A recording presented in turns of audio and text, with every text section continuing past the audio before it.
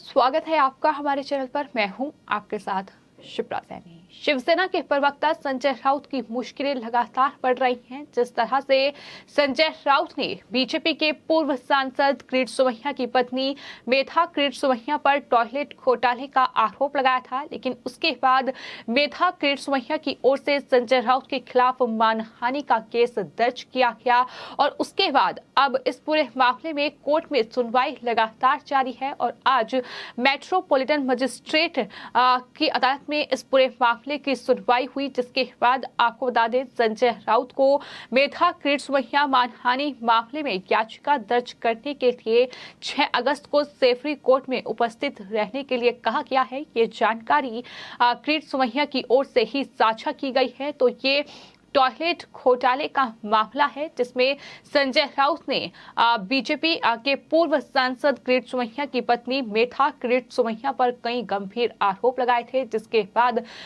जो सोमैया दंपति है उन्होंने पुलिस में भी शिकायत दर्ज कराई थी, लेकिन उसके बाद पुलिस ने इस पूरे मामले में एफआईआर दर्ज नहीं की, जिसके बाद ये पूरा मामला मुंबई की अदालत में पहुंचा और वहां लगातार इस पूरे मामले पर सुनवाई हो रही है। साफ तौर पर मेधा किरीट सोमैया ने वकील गुप्ता और लक्ष्मण कनाल के माध्यम से जो अपनी याचिका दायर की है, जिसमें अपनी शिकायत उन्होंने लिखी है, उसमें दावा किया गया है कि संजय राउत ने उनके और उनके पति के खिलाफ निराधार और पूरी तरह से मानहानिकारक आरोप लगाए थे। उन पर मीरा भाईंदर नगर निगम के अधिकार क्षेत्र में कुछ सार्वजनिक शौचालयों के निर्माण और रखरखाव में 100 करोड़ रुपए के घोटाले में शामिल होने का आरोप संजय राउत की ओर से लगाया गया था। उन्होंने अदालत से राउत के खिलाफ मानहानि के आरोप में कार्रवाई शुरू करने का अनुरोध किया था, जैसा कि भारतीय दंड संहिता यानी आईपीसी की धारा 499 और 500 के तहत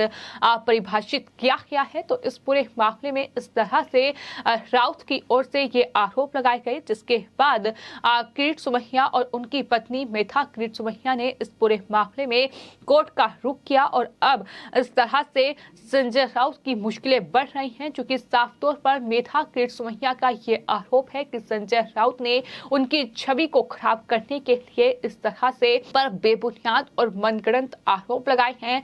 उनकी छवि को धूमिल करने के लिए ऐसा किया गया है। आरोपों में कोई सच्चाई नहीं है।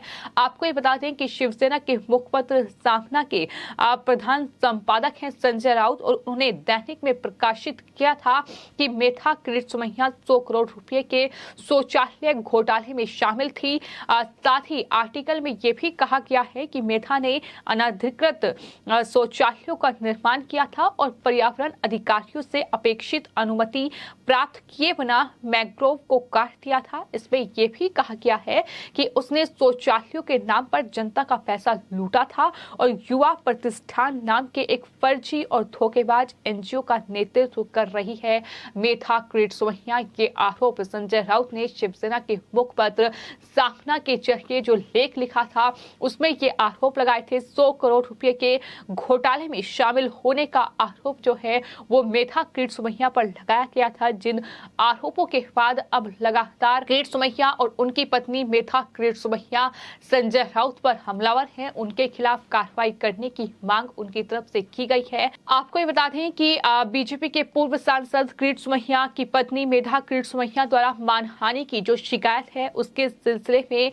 लगातार कोर्ट में सुनवाई हो रही है। संजय राउत को पेश होने के लिए भी कोर्ट की तरफ से कई बार कहा गया, लेकिन संजय राउत पेश नहीं हुए।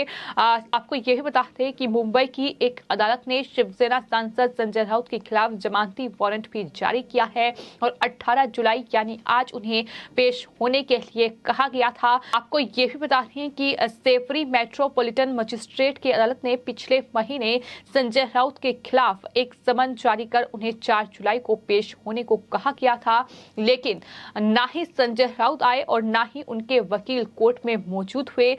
मेधा सोमैया के जो वकील थे विवेकानंद गुप्ता, उनकी तरफ से ये कहा गया था उस वक्त कि संजय राउत के पेश नहीं होने के चलते ही हमने उनके खिलाफ वारंट जारी करने के लिए एक आवेदन किया है, जिसे अदालत ने अनुमति दी। अदालत ने बाद में ने मामले को स्थगित कर दिया और इसे 18 जुलाई को सुनवाई के लिए रखा था और आज ये कोर्ट में सुनवाई हुई है। इसको लेकर जानकारी जो है वो किरीट सोमैया की ओर से साझा की गई है, यानी आज भी संजय राउत नहीं पहुंचे हैं। संजय राउत को इस पूरे मामले में अब याचिका दर्ज करने के लिए 6 अगस्त को कोर्ट में उपस्थित रहने के लिए कहा गया है। तो किस तरह से पहले आरोप लगाए गए, मीडिया के जरिए तमाम बयान जो है वो किरीट सोमैया और उनकी पत्नी को लेकर दिए गए, तमाम ऐसे अपशब्दों का इस्तेमाल भी संजय राउत की ओर से किया गया जो जाहिर तौर पर हम बोल भी नहीं सकते हैं। लेकिन इसी पूरे मामले में किरीट सोमैया और उनकी पत्नी ने कोर्ट का रुख किया है। उन्होंने साफ तौर पर यह कहा है कि दरअसल हमारी छवि को धूमिल करने के लिए इस तरीके के ये मनगढ़ंत आरोप लगाए गए हैं। आपको ये भी बता दें कि कोर्ट ने भी ये माना था कि दरअसल शिकायतकर्ता की प्रतिष्ठा को ठेस पहुंची है जिस तरीके के आरोप संजय राउत की ओर से लगाए गए हैं। तो इस पूरे मामले में जो कोर्ट है उसने भी समन जारी करते हुए ये कहा कि रिकॉर्ड पर पेश किए गए दस्तावेजों और वीडियो क्लिप से ये पता चलता है कि आरोपी ने शिकायतकर्ता यानी मेधा किरीट सोमैया के खिलाफ अपमानजनक बयान दिया है ताकि इसे जनता द्वारा बड़े पैमाने पर देखा जा सके, लोगों द्वारा समाचार पत्रों में पढ़ा जा सके। अदालत ने यह भी कहा था कि शिकायतकर्ता ने प्रथम दृष्टया यह भी साबित कर दिया था कि आरोपी संजय राउत ने जो शब्द कहे हैं वो जाहिर तौर पर शिकायतकर्ता की प्रतिष्ठा को ठेस पहुंचाते हैं।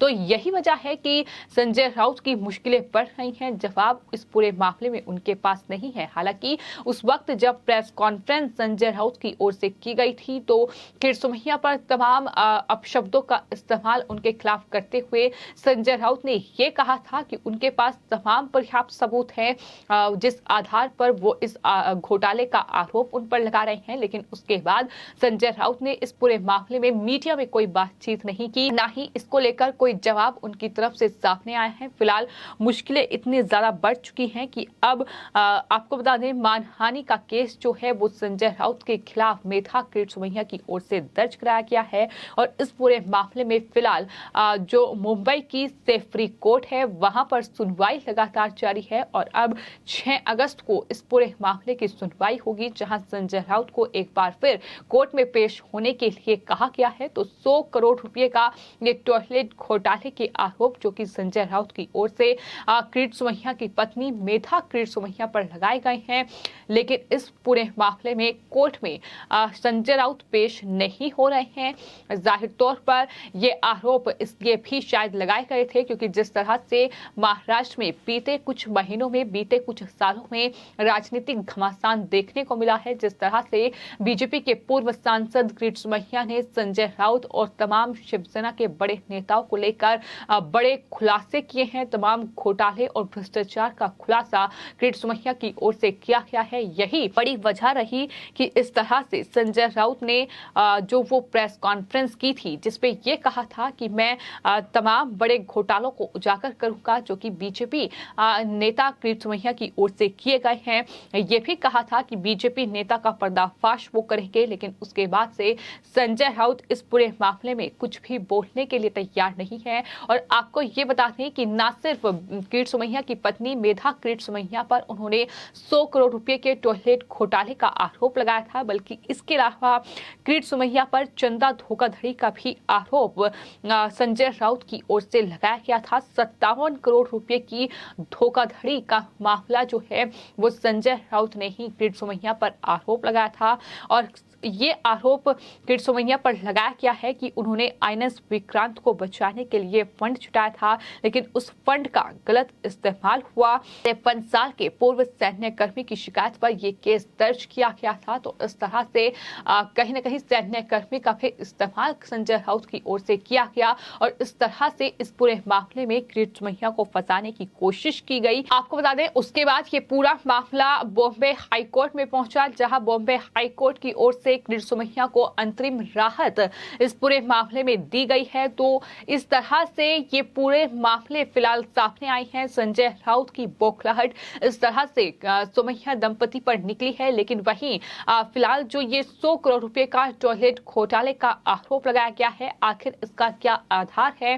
क्या संजय राउत के पास वो सबूत हैं जिसके आधार पर ये आरोप लगाए गए हैं? कहीं ना कहीं कई सवाल हैं जिसका जवाब अदालत भी जानना चाहती है, लेकिन संजय राउत और ना ही उनके वकील फिलहाल कोर्ट में पेश हो रहे हैं। यही वजह है कि अब 6 अगस्त को संजय राउत को सेफ्री कोर्ट में इस पूरे मामले में पेश होने के लिए कहा गया है।